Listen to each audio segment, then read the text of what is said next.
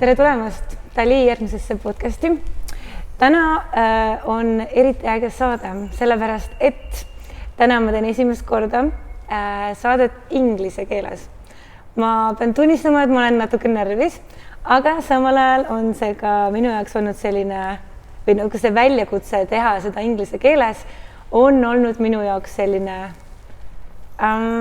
hästi oodatud moment, sellepärast et ma olen tundnud pikalt juba seda tunnet, et ma peaks hakkama tegema inglise keeles oma asju, mis ei tähenda seda, et ma hakkan nüüd edaspidi oma saadet inglise keeles tegema, vaid see on selline mõnus tõuge selleks, et astuda välja oma mugavustsoonist. Ja kus veel seda teha, kui mitte iseenda saates. Minu tänane külaline on Eric Edmeades. Ma kohe tutvustan, I'm gonna switch English very soon. Ma kohe tutvustan teda sulle eesti keeles, sellepärast et siis me läheme inglise keele peale üle. Anyway, I'll start English now. I was thinking to introduce you in Estonian and then switch to English, but never mind. I'll start English now. Anyway, thank you for coming.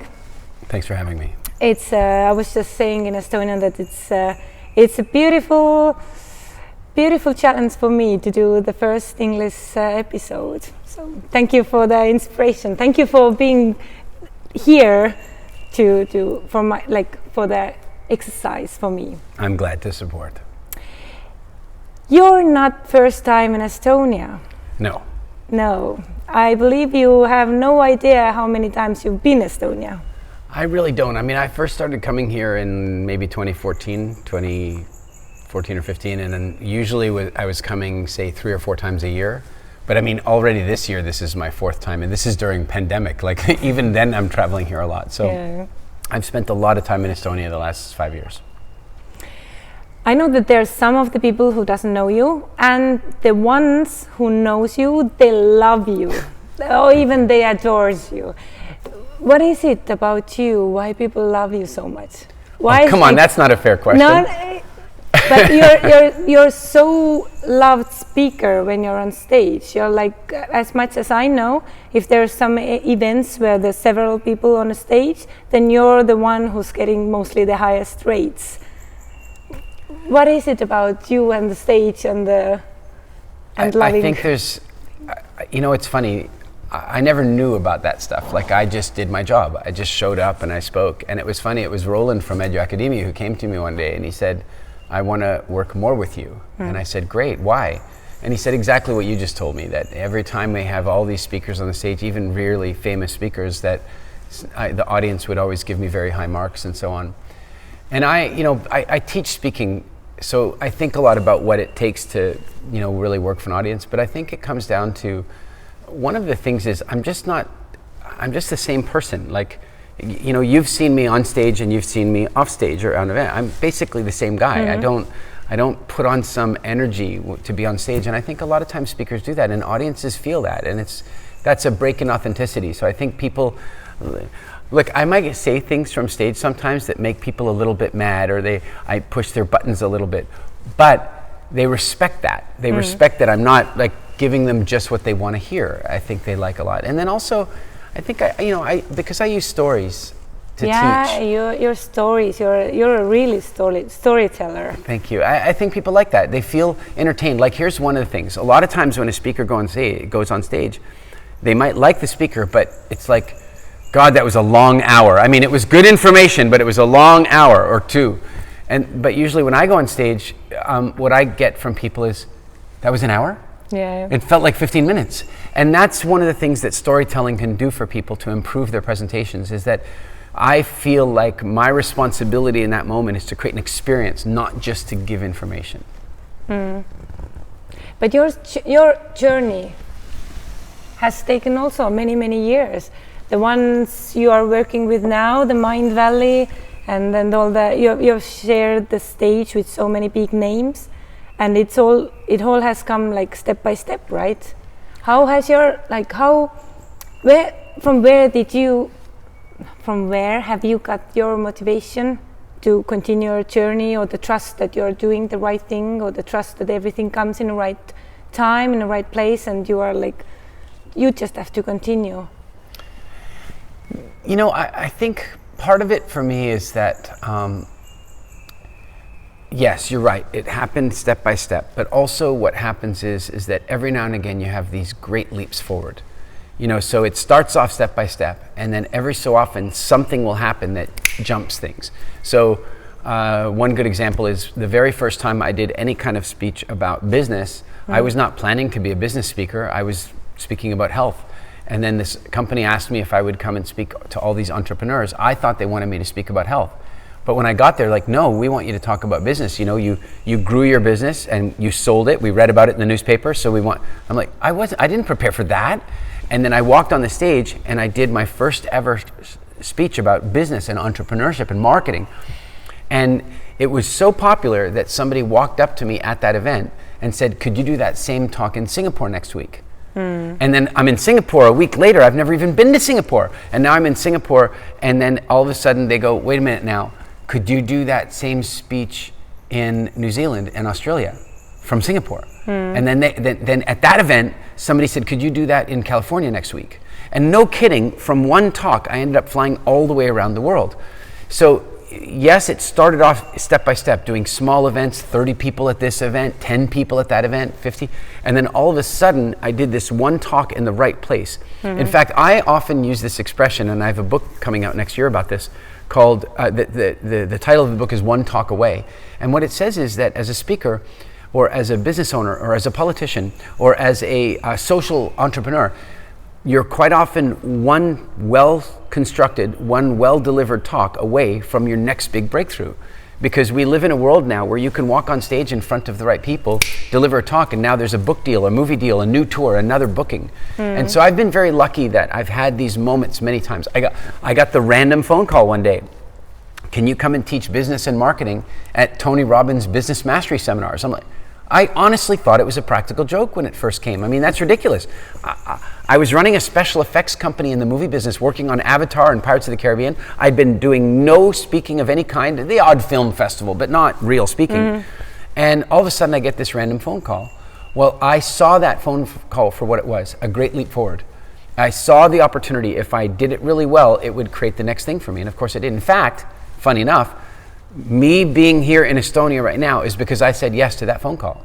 Because I said yes to that phone call, I did my very first event with Tony Robbins. Tony and I hit it off immediately. He booked me then for a whole year. And so I went on tour with him, and I'm speaking at these events and getting really good coaching from him about what I'm doing. And then at one of those events, I think it was in London, Roland Tocco from Academia came to the event in London, and we met. And then he said, you have to come to Estonia. And I'm so embarrassed. I'm like, do they speak English there? I didn't know anything. And the next thing you know, I come to Estonia. Well, now I've been here maybe 15 times. I have so many really good friends here, so many clients here, because I had one of these moments that was a great leap forward. But I understand that so many people get stuck in the place where, you know, there's the opportunity, and here I am now. Okay, I might go and take the opportunity, but the low self-esteem, the beliefs that I'm not there yet, I'm not good enough yet, I don't have enough practice, enough knowledge, enough whatever. What do you think? What's the key here to overcome the inner fear of not being good enough, or not, like the low self-esteem, or the negative self-talk that holds back? There are many, many things inside that you're talking about, and different people are influenced by different things. I have an event that we call the Quantum Shift Experience, and it's all about looking at what we call human quantums. Like, a lot of people use the word quantum in English as this, like, quantum, it means something big, and it really doesn't. In physics, quantum is small. And so we have beliefs and values and automatic behaviors, and these things are at the core of our being as a person. And so when somebody feels held back from their dreams, any one of those things could be wrong, and usually many of them are off track. So the question is, how do you try to keep them enough on track to keep you on your way? I've climbed Kilimanjaro 7 times, and it's the tallest freestanding mountain in the world. It's one of the tallest mountains that you can climb without oxygen support. In other words, it's like tall, 20,000 some odd feet, 5.895 meters, I think it is. Now, one of the great things about that mountain is that it's so tall that when you start climbing it, you can't see it. And this is very important, because you see, when you start climbing it, it's so tall, it's way above the clouds, and it's way in the distance, you can't see it. And I think that if you could see it, you would be like, oh my God. You wouldn't go, yeah? It'd be too scary. Yeah. And I had a funny situation happen the first time I climbed the mountain. We were going on a safari first. And so my friends and I were in the car driving off to the safari, and we have this African guide who's driving the car for us. And we're driving along, and then we see this mountain. Oh my God. And we'd been practicing on the mountains in Wales. Those are not mountains, it turns out. And we've been looking at these mountains in Wales, and now we see this mountain, and we're like, what have we gotten into here? Well, every entrepreneur has that moment where they thought they wanted to start some big business or create some great innovation or create some new big product or what have you. And then they have that moment of, what have I gotten into, right? And so there we are in the car going, oh my God, I can't believe we think we're gonna climb. And then the driver goes, that's not Kilimanjaro. That's Mount Meru, Kilimanjaro's little brother. The little one. And we're like, what? And he goes, yeah, Kilimanjaro is so big you can't even see it. It's so big that it's like up above the clouds. And and now that I've climbed it that many times, I realize that in a very real sense, on one side, you want to have a clean vision of what it's going to be like to be at the summit, but you don't necessarily need to know how high it's going to be, because the consciousness level that you're at when you start is very different than the consciousness level you're going to have with all the experience. And one of the ways that you build that, there's two powerful clues. One you mentioned, you talked about self-esteem. And so people are asking themselves, am I good enough? Am I strong enough? Can I make it happen? Am I enough, right? Well, here's a crazy thing. The best way to build self-esteem, the very best way to, and I can't believe people don't talk about this all the time. There's all these videos about self-esteem, and you can go get therapy about your self-esteem. No, honestly, the very best way to build self-esteem is to do the stuff that you know you should be doing. So I think about it, of course, a lot with food because of my company WildFit, right? So what that means is, let's say, for example, we finish our interview and somebody brings in a plate of donuts. Well, you might be thinking to yourself, well, I don't want to eat the donut, but then there might be a little girl inside you that's going, free donuts, right? And if you give in and eat the donut, then your self-esteem will take a small dip, just a little dip, because you know you did something that the higher you didn't want you to do. And so your self-esteem will take this little dip. And then because your self-esteem's a little lower, tomorrow it'll be even harder to not eat the donut. And then you end up creating this behavior. On the other hand, if this one time the donuts come and you and I look at it and go, hell no, we're not going to do that. That night when we go to bed, there's a part of us that goes, hey, I resisted the donuts today, and you feel slightly better. Well, the same thing with procrastination, starting a business, making the tough phone call. So all of those things, if we simply listen to that quiet little voice deep inside that says, you know, you really should call that person and say you're sorry, or you really should write that email, or if you listen to that voice and you take action, you start to feel better and stronger. And then the second piece is, and this is so related, progress. What happens so many times is people are walking toward some big objective, like the mountain. But you know how it is, when something's really, really big, it doesn't even feel like you're getting any closer.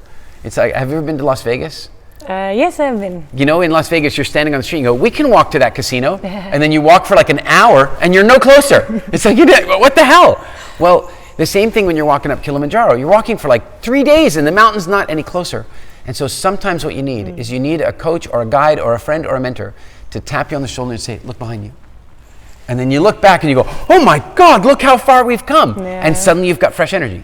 And so those two things, if you can really be honest about the progress you're making, and you can really make the small incremental decisions that boost your self-esteem, carry you forward. And I also have noticed that if I watch my my dreams or my goals where I want to go, if I watch the big thing, then they feel so big, and sometimes the difference between where I am now and my goals or my dreams are too far away, and the dreams seems too big, and the first steps seems like too small or like too, I don't know, like empty. We want to like reach the goals but not take the steps, and I've got so much helping myself with thinking all the time that it's only like one step at a time, and all the road is going like by step, and asking myself, what's the one step I can do today to get closer to my goals, or to get closer to my wishes or dreams or something like this. What if there's even another level? So, okay, 2 other levels. If I tell you that the final steps to Kilimanjaro, there are these huge rocks, and you have to make your way through them, but the ground is steep like this, and it's minus 15 degrees outside, and it's 70 kilometer an hour wind flowing. You're freezing, you can barely breathe because the oxygen is so very thin, you keep wanting to give up the entire time. How motivating is that? Not so much, right? Not so much. But what if instead I say to you, when you're standing at the top, you arrive just before the sunset, or you arrive just before the sunrise, and as you stand out and you see the orange glow forming on the horizon, and then suddenly a small spark of light, and you know it's the sun, and then the sun comes up and you feel the warmth of the sun hit you, and you turn around and the glacier turns bright white. Now are you more motivated? So what I like to think of is, what are the frames that I need to see? Like in photography, what are the frames that I need to see that create the greatest motivation about the thing that I want to achieve? I think a lot about Martin Luther King. Martin Luther King talked a lot about, of course, civil justice and civil rights and all that kind of stuff. But if you listen to his I Have a Dream speech, he has frames. And one of the frames that he had was not all the complicated changes to legislation and policing and equal rights and affirmative action and all those things.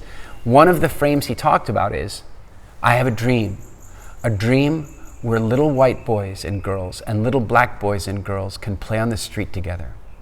That's a frame. It's just like the frame of at the top of the mountain, the sun is hitting you. It's one frame. There's a lot of complex difficulty to get to that frame, but he holds that frame so clearly that it powers him to move forward. And if instead you focus on the boulders and the cold air, it's harder. Then the other thing is, and it's a clue, there's a good clue in what you said. What if I just focus on taking this one step toward my goal? If you think about it, the way you describe that, it still sounds like effort, doesn't it? It still sounds like willpower and force. What if instead I said to you, what is the funnest thing you could do right now that would move you toward your goal? What is the thing you could do right now that would be the most fun, the most exciting, the most enjoyable? What is amazing about this present moment and will be amazing about the next moment? So example I often use on Kilimanjaro is, there's one point on about the 3rd day. You see, as you're climbing the mountain, everything's changing the whole time. Like the trees are changing because you're climbing up. But there comes this one point on the 3rd day when you start spotting these little mice. They're little mice, and they have 3 black stripes down their back, and they're the cutest little things ever. And what if in that moment you're like, oh yeah, I'm almost at the little stripy mice. That's going to be amazing. So instead of it being like, what's the step I need to force myself to take in the direction of my goal? Instead, it's like, what's the funnest step that I could take toward my goal? And all of a sudden you realize the entire thing is actually about the journey.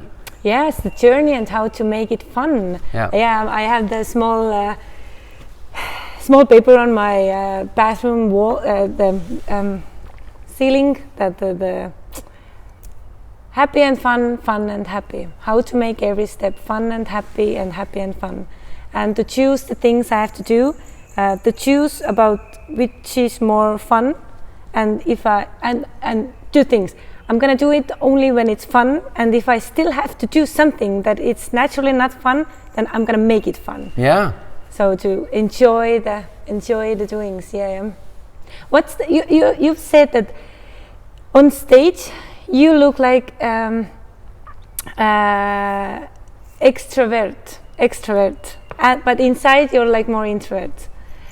How do you feel? How do you like keep the balance? How are you like, I don't know, motivating yourself to be on a balance? How do you not like keep everything? How do you not how? I think I understand. Yeah. I think I understand. I think that these days there's a lot of talk about introversion and extroversion and ambiversion and all these different ideas of the way it works.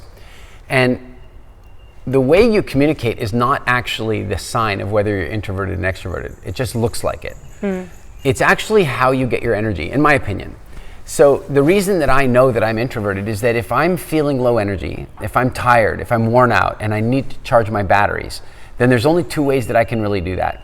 One is in privacy, and the other one is in intimacy. In other words, I can be totally by myself. I can run a hot bath, and I can lie in the bath and meditate for an hour, and boom, batteries are back. Or I can be in a room with one, maybe two people that are very close to me, that I feel like my energy, I don't have to give energy to them so much, so then my energy can start to build up, which is actually my favorite version. Being alone totally isn't my favorite version, but that's introversion. And then extroversion, in my opinion, is when somebody is feeling low and the best thing they could go do is hang out with their friends. And that's an extrovert. That has nothing to do with how you communicate. So the thing is, when people say, oh, well, look, when you're up on stage, you look like you're an extrovert. It's just because I'm telling stories and I'm speaking, and I might not do that so easily sitting at the dining room table with a bunch of people I don't know, right? It's not so comfortable for me. But the truth is that that's not about introversion, extroversion. That's about communication. It's a different thing. And what it really comes down to is that when I'm on stage, guess what? I'm alone. Yeah. Aren't I? I mean, I really am. There's nobody up there helping me. I am by myself, and then I've got this audience, and it creates this environment where I get to choose what I'm delivering, and I'm there to give to them. I'm there to give them energy, and I'm there to give them information or inspiration or transformation, and I really enjoy it. So, and then one other big advantage, by the way, and I want all introverts, listen to me carefully about this. This is so very important. A lot of times introverts think, well, I couldn't really be a speaker, or I couldn't really go and do that kind of thing. But what's really neat to know about that is that extroverts often enjoy the attention, so they say yes to everything, and they speak all the time. And then the demand for them goes down because they're too available. Introverts are less likely to do that. They're like, if I'm gonna have to go out and be amongst all the people, I wanna make sure it's a good deal, make sure the fee is right, make sure the people are right, whatever it is that their motivation is. And so introverts, in a sense, public speaking is like the ultimate black belt tool for introverts to speed up their networking. I hate networking. I'm the worst networker. You send me to a networking, I am the worst. Networking, you send me to a networking event, and I'm like, I just want to sit in the corner. Like, I'm not interested. But hard to believe, I must say. Well, but how do I do it? I get myself booked to speak. Then I book to speak. How many people do I meet? Yeah. I don't have to go meet 20 people at the local coffee shop. I meet 1,000 people in an hour by standing on the stage. If I think about Estonia, interesting to be here in Tallinn. I'm very blessed that I get to do work that I love, that I'm passionate about, that I get to, facilitate, or I think about it being like a catalyst for people. Like I'm often just at the right place at the right time to say the right thing that helps them create what they want. And I love that I get to do that. But if you think about when you and I first met, say 5-6 years ago, I might get recognized on the streets of London occasionally by people because I used to do lots of workshops there, but that's it.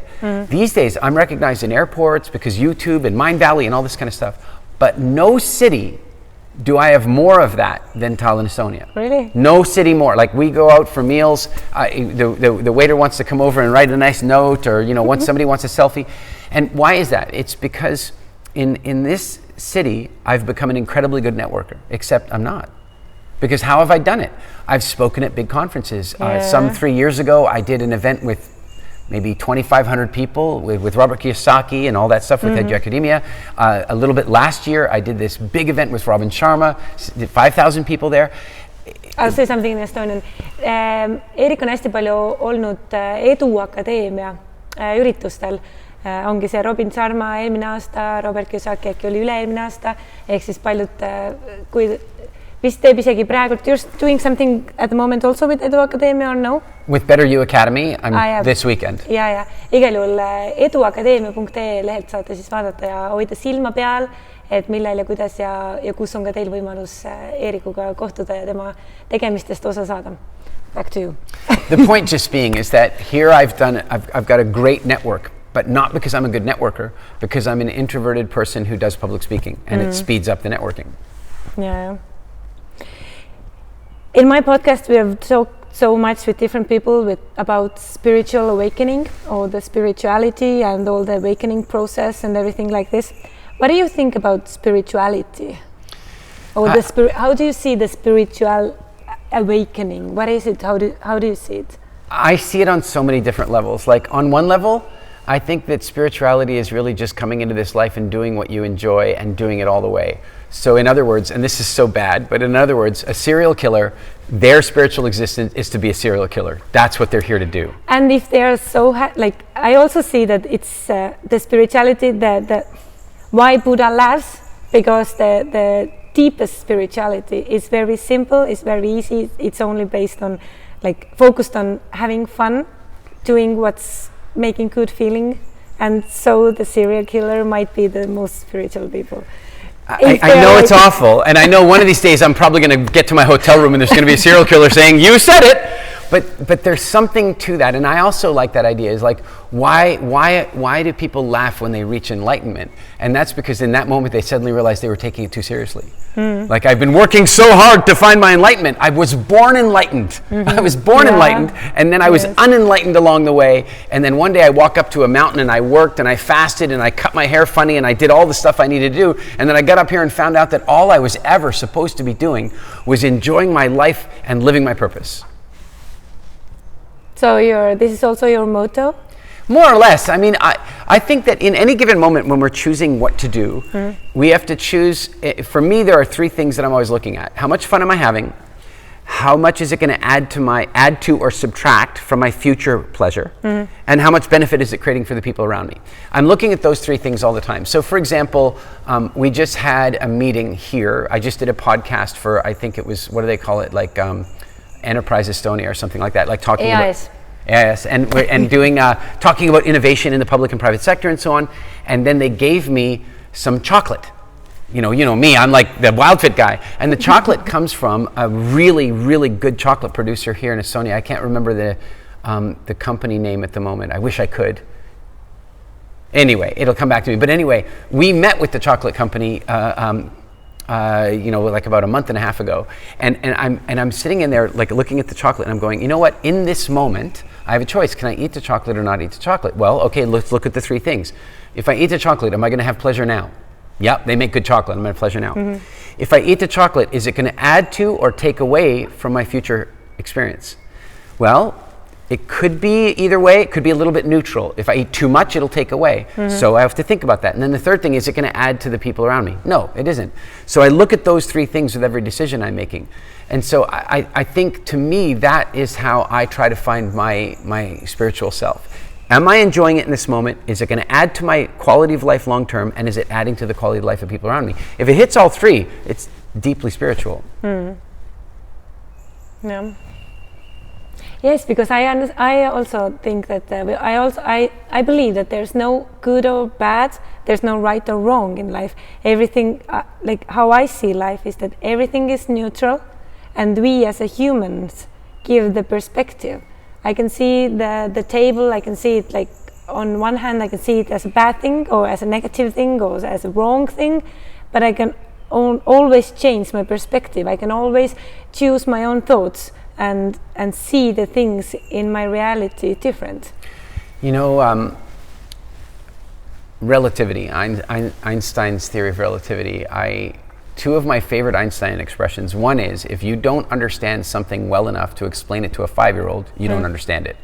I love that expression, because anytime I learn something complex, I immediately start thinking, okay, how would I explain that to a 5-year-old? Because now I really need to understand it. And then with that in mind, he has this gorgeous description of relativity. And it's a little bit sexist, but this is the way he puts it. He was an old man, so, but he says this. He says, relativity is why sitting with your bare bum on a hot stove for 2 minutes feels like forever, but sitting on a bench with a pretty girl for 2 hours feels like 2 minutes. It's a matter of perspective. Yeah. And I think that is a big part of it. Like you said, is the table good or bad? I used to talk about 9/11. Was 9/11, was that attack on the World Trade Center good or bad? Well, I think most of us would agree bad. Most of us would, with our values, we would look and say bad. But aren't there some people that thought it was good? I imagine, and this is very heavy, but I imagine that there was some woman who was married to an abusive man and had children with him, and he was beating them, and he had good life insurance, and he was in the tower that day, and her life is better today.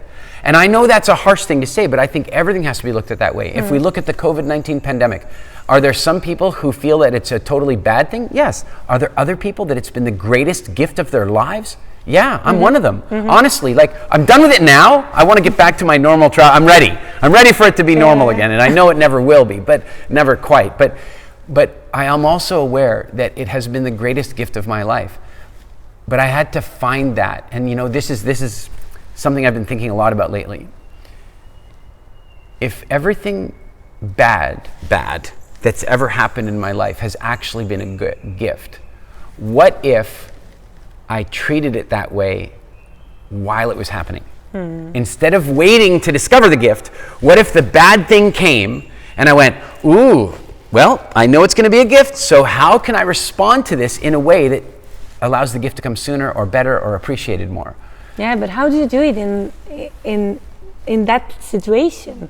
This is the tricky part, I guess. Like, really, how to control your own thoughts, how to control your own perspective on that time when the storm is active around you. There's a moment. There's a moment where you choose it. And you know, there's a number of different people that have written about this, but I think my favorite inspiration about this is Viktor Frankl, who wrote Man's Search for Meaning. And he talks about there's a moment between the event and the response. And in the moment between the event and response is where you choose your personal freedom. Yeah. And that's it, right there. The trouble is, most of us, once we become afraid, we lose that moment.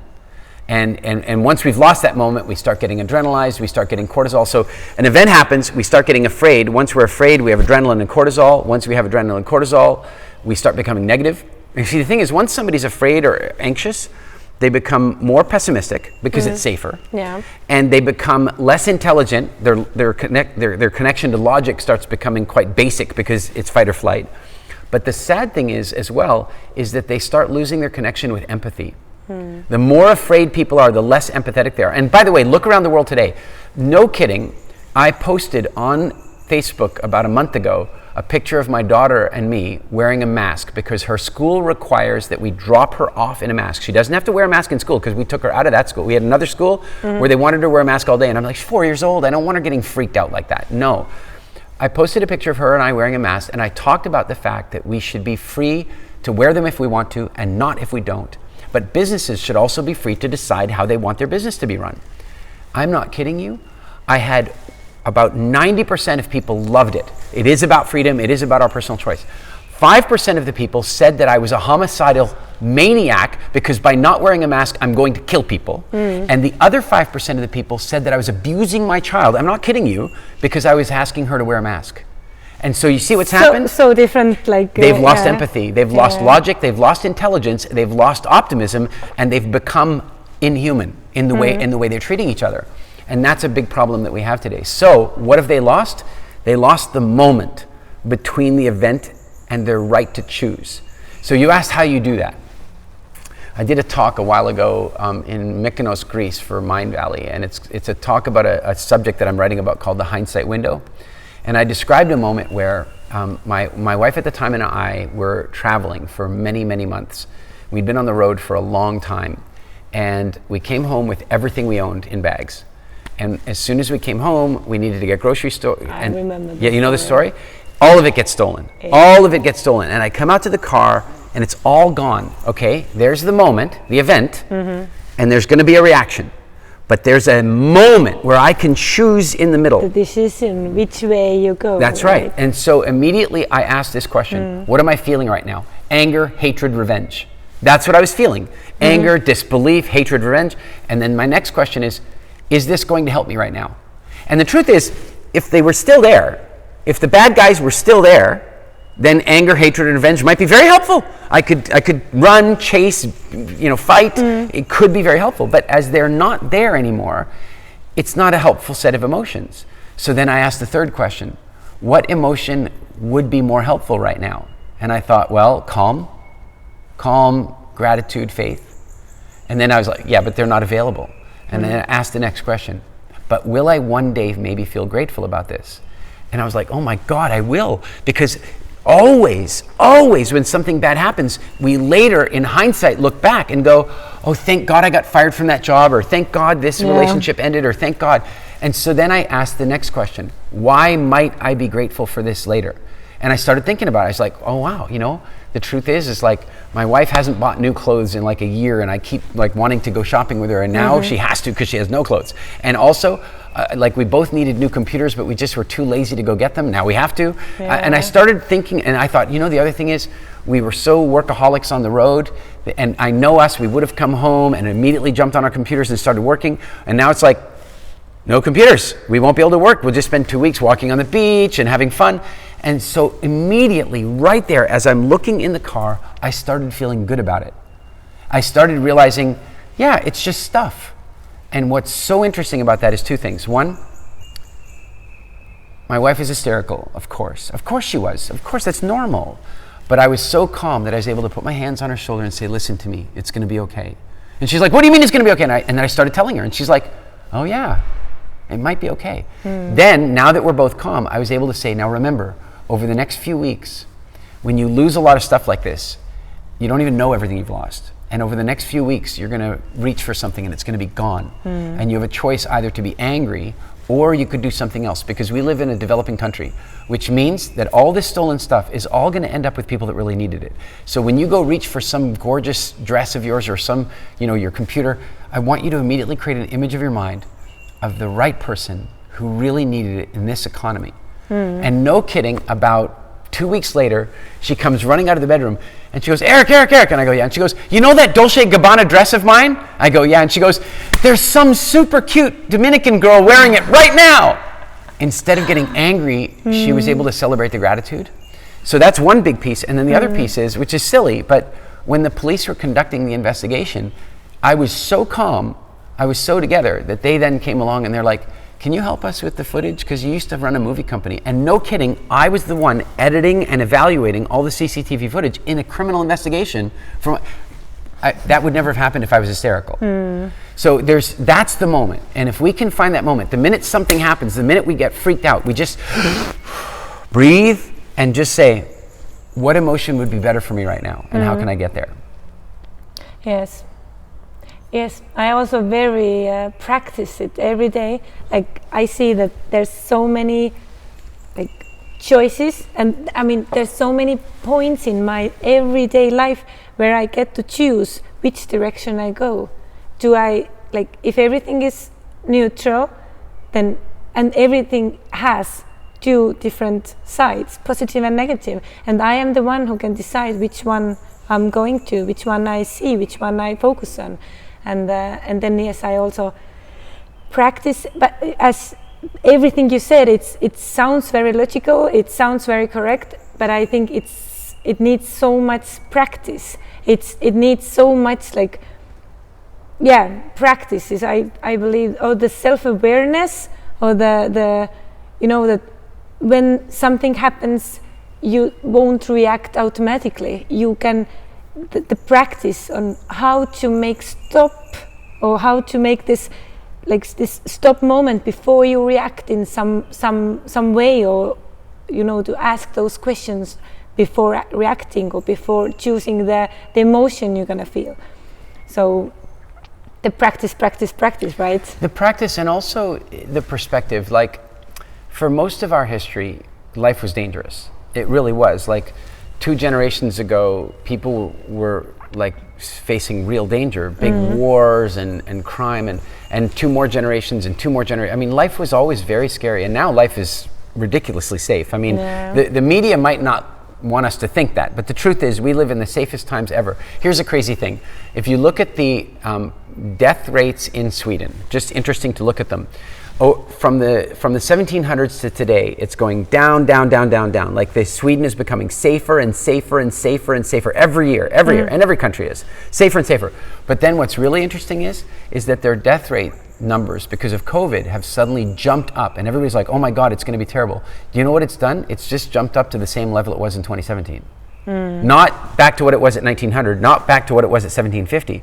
It's still unbelievably safe to be alive today. And so one of the things that we can do right away when something bad happens is we can immediately go, okay, but it's not going to kill me. You get a bill from Visa in the mail, it's not going to kill me. You get fired from your job, it's not going to kill me. Your partner says, I want a divorce, it's not going to kill you. You just look at me and go, it's not going to kill me. So what can I do right now to find some peace? And then you breathing, going for a walk in nature, calling somebody that you love and saying, I need to talk through this because I want to find a better emotion, instead of being an animal. Because that's what it is. When we just let an event hit us and we just start going into automatic behavior, we're just being an animal.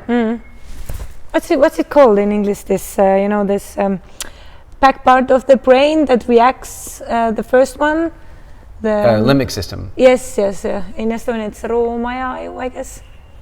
I'm not going to try and pronounce that. I get adrenaline and fear in me when I just think about trying to pronounce it. Yeah, it's You've been all around the world. You've been meeting all successful people. Not all the successful people. I mean, you've been meeting successful people from all over the world. What can you say? What's the common thing about successful people? Is there something in their mindset? Is there something their behavior? Is there something their spirituality? Or is there something in their perspective of how they see life? What's the common thing? So my friend Anders Haglund, who I haven't seen in years, but he's just such a great guy, Swedish speaker. If I remember correctly, he was a professional golfer for a long time, and then he turned to very high-level executive coaching. And he says something very, very sharp that answers your question to begin with. He says, if you look at the very top golfers and the very top tennis players and the very top executives, the number one golfer, the number one tennis player, the number one executive, those three people have more in common with each other than the number 10 in each of those games. So in other words, the top golfer has more in common with the top executive than he does with the top 10 golfer. There's something about that being at the very top. And speaking of tennis, I'm a big Roger Federer fan. Frankly, I'm a big Nadal fan and a big Djokovic. And I mean, we've been lucky to have such incredibly high quality tennis in the world the last 10 years. And Federer, I saw this gorgeous interview with him. And I saw, first of all, a video of him, and this is championship mentality. But what happened was that he was playing a game and the judge made a call in his favor that was wrong. And what did he do? He argued with the judge. He said, no, the umpire. He said, no, you're wrong. But it was for him. That's championship behavior, right? Those are the rules of the game. It's championship behavior. And so I really got curious about his ideas about leadership and strength. And so I found this old interview of his. He was 19 years old. And apparently when he was young, they thought he had a chance of being like a professional football player. And frankly, I think there's a lot more money in football than there is in tennis. Like in tennis, the top 10 guys are making some money. In football, an entire team can be making, like it's, so if it was all about money, he probably would have played football. But they said, why did you choose tennis? And he stopped and he said, 19 years old, and he goes, I just have this feeling that maybe I could be the best in the world. And I think that's part of what it is that it's not even about being the best in the world. It's just that I just have this feeling that I want to follow my passion. I just have this feeling that I really want to take, that I'm prepared to take risks, that it doesn't all have to be about security, that I'm willing to take chances and I want to have fun. And I think those things are really consistent and remember, success is not, you say I've traveled around and met all these successful people. Believe me, I have met some phenomenally successful people that are total failures in my head. And I'm talking about, they're driving gorgeous cars and they live in a huge house, but their kids don't even know their name. Or they're not happy, So success for me, like some of the most successful people I've ever met in my life, the Hadza Bushmen in East Africa. They have no money. They don't even have a fridge for food. They have to go get their food every day. But honestly, they're happy. They're playful every day. So I think that when we talk about success, we have to figure out how to measure it. And for me, that's very simple. Success is not we know this, it's not about the money, not about the cars, but the way it is for me, is the best possible way to measure the success of somebody's life is the number of days that they're actually happy in their life. And that to me is a big clue in the whole thing. Do you consider yourself as a successful? It's a great question. I really have had to dive into that. I've spent the majority of my life as a fundamentally happy person, and I've had very difficult times. I grew up in a house with alcoholism and divorce, and when I was 15 years old, I was literally homeless. I was a homeless kid at 15 years old living on the streets, and I think I was happy even then. Even then, I mean, I had hard days. I think the issue is this. Some people are fundamentally happy with hard days, And some people are fundamentally sad with some happy days. So which one are you? And I've noticed there's been a very few times in my life where I've switched, where I've lost it for a little bit, where I've like gone for like a month or two or a little bit longer. I go, oh my God, I'm not happy. I'm compromising. I'm tolerating something. And I've had to make that course correction. So I'm 50 years old. I think that I've spent the vast majority of those 50 years as somebody who's fundamentally happy with occasionally tough times. And there's been once or twice where I've lost course, where I've had times where I've like, wow, I've been unhappy for a long time. But the one thing I've really come to realize about emotions is that emotions are the best life coaches in the world. That's all they are. There's no good or bad emotions. Like shame. I think shame is the most awesome emotion. The issue is it using you or are you using it? So I often think there are some people who let shame ruin their lives. Like they're so full of shame that they're afraid to sell. Or the worst one that you often see is like people have a lot of shame about sex, for example, and it stops them from being able to access all the magic and power and pleasure that's available to them because they have shame. But at the same time, aren't there other people that live with no shame? Nobody likes to be around those people. And so what we have to do is find the balance where we aren't afraid of shame, and when it comes up in our life, we use it to make ourselves better. And I think all emotions are like that. So when I've found my life where I'm like, ooh, I've been unhappy for a little while, I'm immediately asking myself, oh, I see. I need to correct course here somewhere. I'm off course. I got to get it back. But how do you get back on the course? I had this really great meditation a couple of months ago in the middle of the lockdown. I spent 4 months in total isolation in lockdown. I got separated from my family, and my wife and I were going through early stage separation at the time. It was difficult times. And basically I was completely alone for 4 months. I separated from my daughter. And so I did a lot of meditating. And there was one day I remember sitting out on the grass and at night and meditating and looking at the stars and all this stuff. And suddenly this question popped into my head. And the question was, do you like yourself? And I was like, I don't know right now. My life feels hard. I'm in isolation. The world is falling apart from COVID. I'm doing good work for people. I'm feeling fulfilled, but do I like myself right now? And I really had, and then I suddenly realized it's okay.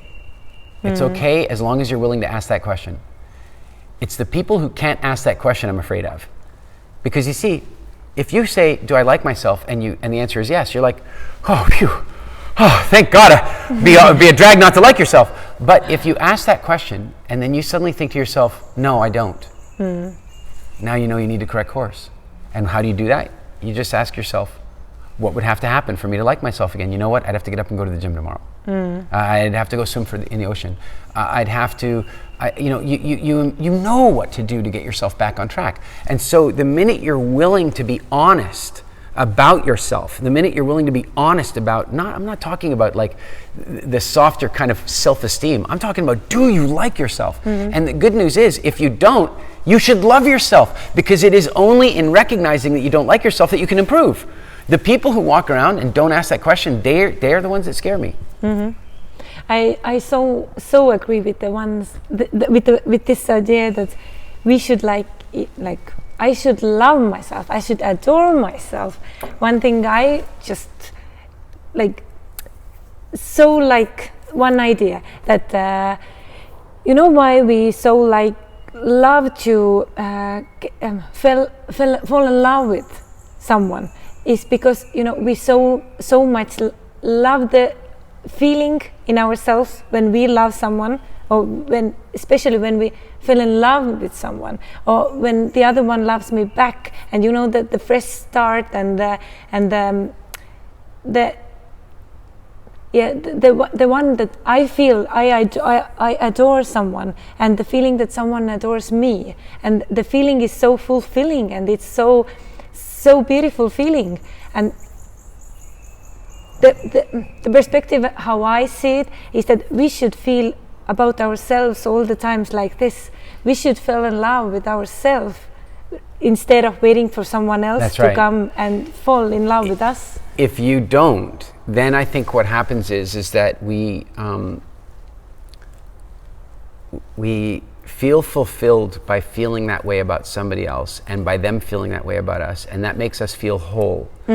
But the truth is that I don't think you can really, truly fall in love with somebody until you first fall in love with yourself. Exactly. The one way I often think about it is you have these people that are like not really complete as a human, and maybe we never get complete as a human, but you have these people that are like an incomplete circle, and then they go meet somebody else who's an incomplete circle, and then they come together and it's like, oh, it's complete! Oh, I'm so excited, it's so complete! And then time starts moving, and then the incompletions begin to line up, and then it's difficult. And so the more one person can show up clean about who they are, clean with their self-esteem, clean about following their own internal directives, having access to something that we at Quantum Shift call super consciousness, where your automatic behaviors are actually lined up with your conscious desires.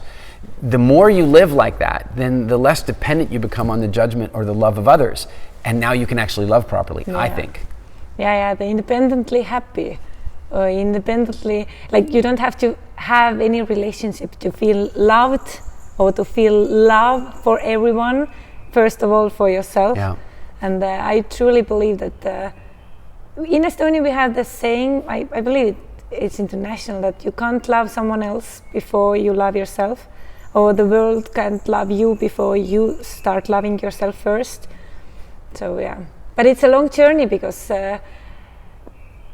I believe that self-love has so much seen as egoism. Like it's egoistic to love yourself, to put yourself in first. And I would just say this. That's somebody else's judgment. That's somebody else's judgment. Like, what I mean is that when somebody's incredibly tied into their ego and they're having to talk about how great they are, or they're having to like express their self-love externally, look at me, then in that moment I think what generally is happening is that they're not feeling very important, and they're trying to create a sense of self-importance. Whereas when somebody can quietly love themselves, when somebody can honestly, like, here's a good example. If somebody can have you come to a networking event and say, could you please tell everybody the best things about yourself? If you can do that without blushing, then you're really on the track. But the point where you can't quite do it because you're afraid of people's judgment, that's where we have an issue. We need to be able to say, you know what, I'm really good at, that's why I love this question that you get. People often ask this on podcasts, like, what superpower do you have? For some reason, when we ask what superpower it is, we're allowed to talk about it. Like, what are you the best at? I don't know. What superpower do you have? Oh, I'm really good at transforming people's lives. For some reason, we can, but that's maybe part of the goal, is to help ourselves get to a place where we don't need to put our greatness out there, but that we also don't need to hide it. Yeah,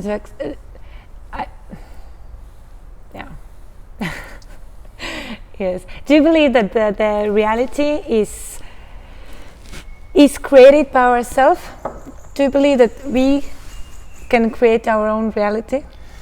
Okay. Or it's created for us? Reality is so vast and so dense and so pervasive and so everywhere that it's not so much, I think, that we are changing reality, is that we can choose our path through it. Okay, so when I was a kid, video games came along. And when you first started playing a video games were incredibly linear. You could basically go from point A to point B in the game. Pac-Man, it was one maze. You can't leave the maze. You're stuck in the maze. Then there were slightly more complex games, but the truth was you still followed one path the whole time. Then games started getting more interesting, where you now had a whole world you could explore. Like Super Mario came along and you could go here, you could go there, you could go to this world, you could go to that world. Then we went to another level where the world was completely flexible and you could even build the world. So there are now video games where you can build parts of the world, right? And so what's happening in a video game is, in the case of Pac-Man, the maze is reality. And that's as big as reality gets. You can't make it any bigger. But now we have games where the reality is the entire game construct, and two people can come in and play completely different versions of the games because of the way they're behaving within reality. So there's an example that I often use about this, and it's like years ago when I made the decision to get back into speaking, I had done some speaking for many years, and then I stopped, and I was in the movie business for a long time, and then I was in military research and development, and one day I thought, I want to get back to speaking. So I went through this whole conversation about how do I get back to speaking, and in the end it was like, well, do I want to like start all over again and in rooms with 10 people in them? No. And so of course the idea at that point is, well, why don't I like partner with people that are already running events? And at the time I was talking to my wife about it, and I gave her a list of people that I could be speaking, sharing events with. And she goes, you can't do events with them. And I'm like, why not? And she goes, because they're good. And I'm like, whoa, hold on a minute, what do you mean? And she goes, hold on. She goes, they're only good. And she says, I think you're truly outstanding, so you need to be like working with people even better than that. And I have to admit that at this point I actually got frustrated. The last thing you need is like personal coaching from your wife, right? And so she's like, but in the end what happened is because of that conversation, I kind of, a little bit in anger and a little bit to be difficult, I wrote down 3 names of people to partnership: Tony Robbins, Harv Eker, and Jack Canfield. Very unlikely. I'm an unknown guy. Today it seems silly. They're friends of mine. Well, Harv and Tony are friends of mine, or sorry, Jack and Tony are friends of mine. I know Harv as well. I haven't seen him in a long time, but at the time I wrote their names on the board, it was a ridiculous idea. So now here's the question. I now have toured with Tony for a year and have a good friendship with him, and then I had the opportunity to. Jack Canfield's become one of my dearest friends in the world. Harv Eker and I had serious conversations about working with him as a speaker. He even tried to sell me his company. Like, the whole world changed. Now, did I change reality when I wrote their names on the board? Did I change reality? Like, I don't know. And we could have a huge I'm wearing my crystals, I've got my crystals on, so we can have a metaphysical conversation about crystals and we could burn incense and talk about changing reality. But here's what I do know. One day I was standing in a grocery store shopping, and I see Harv Eker standing there in Turks and Caicos, in a random grocery store. In reality, he was there. But if I had not written his name on the board, I wouldn't have seen him. Why? Because he looked like a tourist, and when you live in a holiday location, you don't even see the tourists anymore. It's just not worth it. They come and change every week. You just don't. But because I wrote his name on the board, I changed my perception of reality. Now the next part is, there he is in front of me. Do I talk to him? Well, people all the time see people. It's funny. I'm here in Tallinn, and honestly, I walk the streets of Tallinn, and people. You even saw me somewhere and didn't say hello to me. You even told me. Well, you know what happens? I didn't come. Yes. But anyway, yes, okay, continue. So I sometimes people write to me on Instagram. They're like, "Did I see you at the so and so shop in Tallinn?" Yes, you did. Why didn't you come and say hello?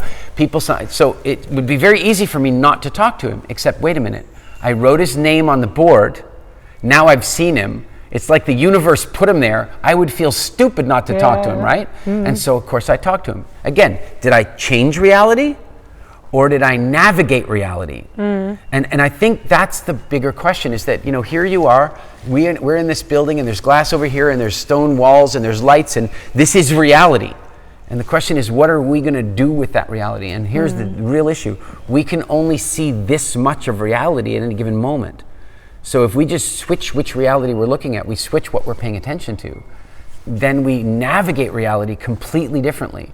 So we don't have to worry about bending reality, we have to worry about bending ourselves. We have to worry about using reality and using the version of reality that suits us the best. But I believe that it begins on like from knowing what do you want, or what are your goals, or where you want to go, or like what do you want, and then you can choose the reality, you can choose the things, or you can navigate in the reality. Yeah. Okay, in here right now, the birds. They're really loud. It is? Yeah, and right this second they got quiet, but they're really loud, unless you're focused. Yeah. But the minute you start thinking about them, the minute you start hearing them, they get louder and louder. Well, isn't the same thing true when you start thinking about opportunities? The minute you start thinking, I want to start a business in this industry or in that industry, you start seeing articles. You start networking differently. Yeah, you put the focus. Yeah. You like switch the focus, and where your focus goes, there's the energy goes. And then you take a step in that direction, and then you see reality from another perspective. So this is a crazy Tallinn example for you, but I have a very good friend who has a great career, except that career was kind of interrupted by COVID because the career was largely doing event photography. I don't know if you noticed, but events stopped. Yeah. And so during all this time, she had an education previously in engineering relative to clothing manufacturing and all that kind of stuff, but she hadn't seen that reality for a long time. She didn't need to. Mm-hmm. But then all of a sudden, she's got all this spare time in her hands, and she starts thinking about this one design that she's always liked. So what did she do? She started seeing reality differently. So then she suddenly realizes, well, you know what? I know this one woman who does really good sewing, and I know these guys that do great fabric, and then I know this awesome printing place over here. Then she talks to a few of her friends and shows them roughly what the design is, and they're like, I'd like to have one of those. The next thing you know, she's manufacturing these really cool hoodies that everybody wants. Mm-hmm. And the next thing you know, she has a company. And it's not that she changed reality, it's that she started surfing reality. She started looking at the waves and the trends and the timing and the resources around her, started making different solutions. And the next thing you know, she's got this Moody company and people are buying her stuff. Mm-hmm. It's a business. Yes. But it starts with asking, and it starts with dreaming and knowing what you want, or like changing the things you're seeing or hearing or putting your focus on. Last but not least, what is the one thing you've learned from Bushmans that you can adapt with your everyday life? They are living in totally different environment, totally different society. What is the one thing you've taken from them and you can use it here where you live, in this society, in this Western modern... We could do like an entire podcast on the many things that I've picked up from them over the years. But on one of my trips, I put out a request to all my friends and I said, do you have any questions that you would like me to ask the Bushmen? It's a nice opportunity. Yeah. And so I collected questions from around the world. John Gray, who wrote the Mars-Venus book, sent me about 30 questions. Most of them I couldn't ask, man. He wants to know every detail about sex and orgasms, and he wants to know everything. I think I asked 5 of his 30 questions. And then Tony Robbins sent 2 questions. And one of them was, for a little bit of humor, one of them was, what happens when you die? And so I asked the chief, what happens when you die? And he goes, we move the village. What do you mean you move the village? And he goes, yeah, we move the village. Why? Because your body will start to stink. And I'm like, okay, that's logical. I guess so.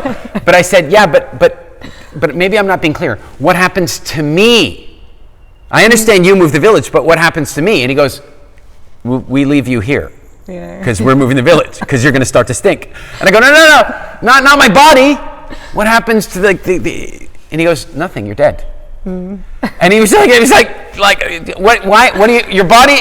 We leave. It was so clear to him. There was no afterlife or anything like that, which is doubly funny because on the last trip I asked him if they had suicide.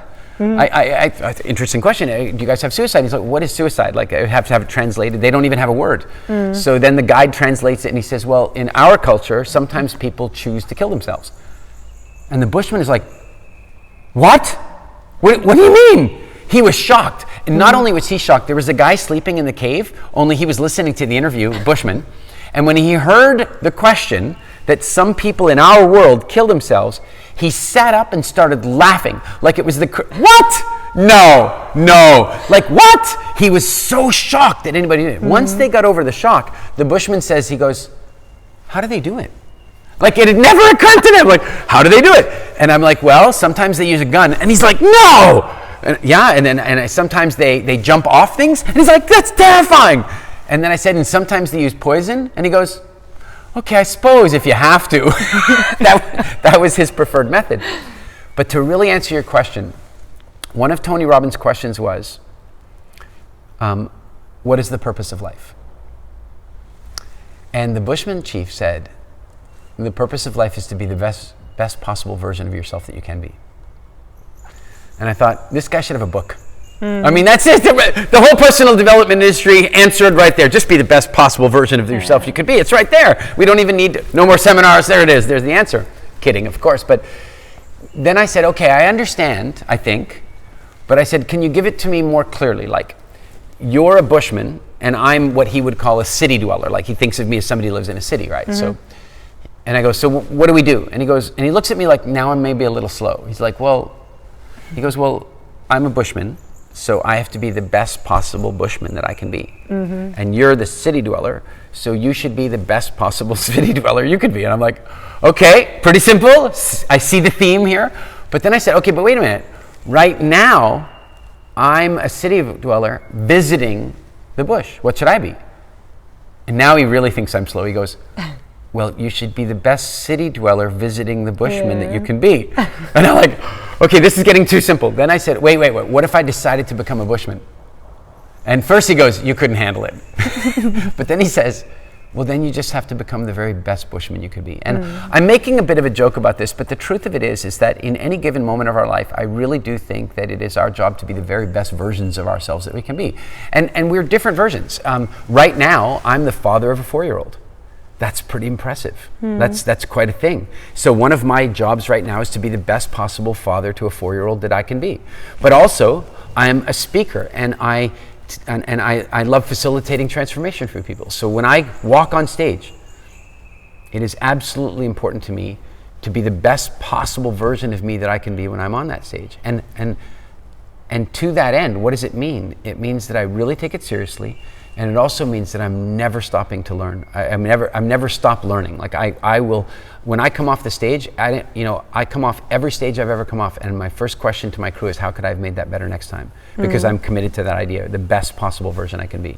So everything you do, through all the, everything you do, whatever you're doing, try just to be best of the thing you're doing now. I think so. Yeah. If you're driving the car, try to be the best driver. If that's you're right. Cooking at home, be the best chef in the house. If you're playing with a kid, be the best father or mother, or Yeah. Okay, yeah. That's nice. Yeah, but it assumes being present. It requires presence. That's the whole thing. I mean, you can't be a great father to a 4-year-old if you're off in your head thinking about your business. Can't do it. But you also can't be all that great at business if your head is on your 4-year-old in that moment. And that's the difficult part. That's the difficult thing, is that we do have to make those choices in any given moment. There's no such thing as multitasking. I know we all say that women are so much better at multitasking than men. No, they're not. They're better at task switching. Yeah. I also think that, I also strongly believe that there's no multitasking. I also very, very strongly believe that there's only one thing at a time we can focus on. Yeah. And that's it. And the more we switch between them, the harder it is to really, nail one. And so, funny thing is, I travel quite a lot for work. So, for example, I'm away from my daughter right now, and I feel it. I don't like it at all. But I also realize something else, that sometimes I'm almost better off that way, because when I come on the road, I travel for 2 weeks and I work so hard, and I'm on stage, or I'm recording new programs in the studio.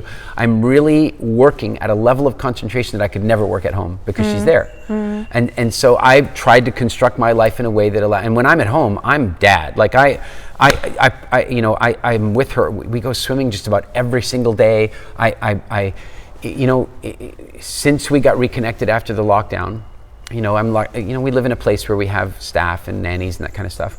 But in all the time that she's been with me since after the lockdown, there's been 2 times that I've left her with the nanny on her own, 2 times. And I hated both times. But one time I had to go to a clinic to get a COVID test, and I didn't want to take her there for obvious reasons. And there was something else that was similar. I just couldn't take her with me. But when I'm home, I'm home. And I love that feeling. Thank you. Thank you for the conversation. Thank you for opening up. Thank you for sharing your thoughts. And thank you. Oh, thank you. I love that you're doing this work, and I'm glad that we got to get reconnected, and I'm glad I could come and help. Yes. I'm glad that I decided to do the English episode, and I'm glad to start pushing myself out of my own comfort zone, just to not to limit myself only in doing things in Estonian. And it was as it was from my side. Always can do better, will do better next time. Thank you ja aitäh sulle ka, kes sa kuulasid ja vaatasid. Ma ei hakka siia mingisuguseid subtiitreid panema, kui sa saad aru, et sa saad aru, ja kui sa ei saa aru, siis sa saad kuulata seda kellegagi, kes saab aru, või sa saad harjutada oma inglise keelt või saad vaadata või kuulata eelmisi osasid ja oodata järgmist korda. Sinu ees Eric Edmeades, mina olen DALÍ ja me kohtume järgmises saates tõenäoliselt juba nädala pärast.